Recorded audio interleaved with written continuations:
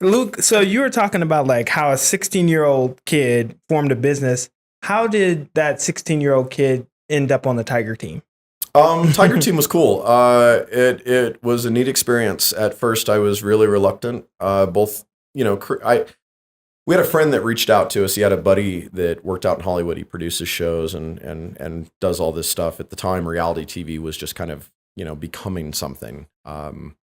And this person had reached out to my friend Corey Garnett and had said, "Hey, Squeak, we want to do this TV show about hacking and about all this cool stuff that we see about people breaking and entering and stealing all this stuff from businesses.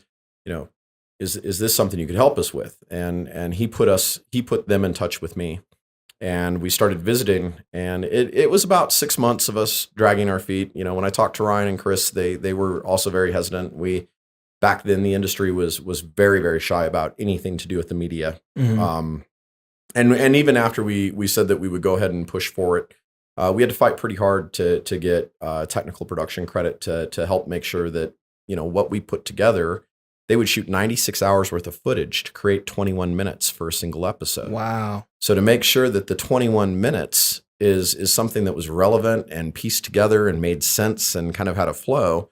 It was a bit of a challenge. Like, we went through many iterations during editing, but Chris, Ryan, and I did the show. At the time, we thought it was gonna be kind of harsh in the way that the industry looked at it. But to be honest, it was extremely well received. We've gotten a lot of good feedback over the years. I've met people that have told me that it inspired them to go into this industry. I was telling you the story earlier about the young man who Tiger Team is what got him into information security, and then going to DEF CON is how he met his wife. Yeah. And that's they have a crazy, kid man. now, and it's like, to hear people tell stories like that to me. We play it off a lot, because being on TV and doing a TV show, and a TV show that only did 2 episodes and then was off the air, Yeah. a lot of embarrassment in that, in a lot of ways. But it's amazing how many times people have come up to us and been like, you did that TV show, 10, 12 years later, people still remember us from that 2-episode TV show, because it made such an impact and such a difference in kind of how people were perceiving and looking at our industry at the time. Yeah. Like, so from that experience, like, how did your life change, or did it change, like, from doing that show and then afterwards? Like, it's funny, because I think back to conversations that Chris, Ryan, and I had at the time. And we really did believe that the show was going to go further and go longer than it did. Unfortunately, there were things in the back end that prevented that from happening that really we didn't have any influence or control of. But the change wasn't as dramatic as you would have thinked. I think that, if anything, what it taught me is that when you try to reach an audience that broad and that wide, it's important that you do so in a way that captures their attention quickly, that reinforces the message that you're trying to deliver, and that it gave us a platform at the time to be able to get people to quit ignoring this stuff that was so important. Who cares if you have a firewall? Who cares if you've got all your vulnerabilities remediated?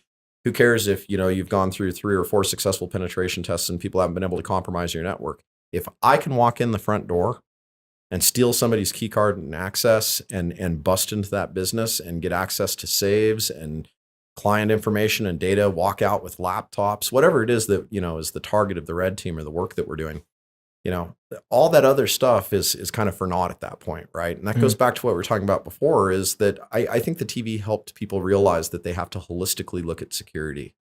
Just having strong locks on your doors doesn't matter if right on that door is a huge pane of glass that a rock can be thrown through, Sure. And I think that that's what that show kind of did, is it bridged a gap where people were still very much looking at hacking and exploitation as almost kind of magic. And that show kind of showed them that, no, this stuff is actually really, really simple. Just about hell, I can do it, right? Anybody can do this stuff with the right research and the right time and the right interest. It's really the bigger challenge is protecting against it.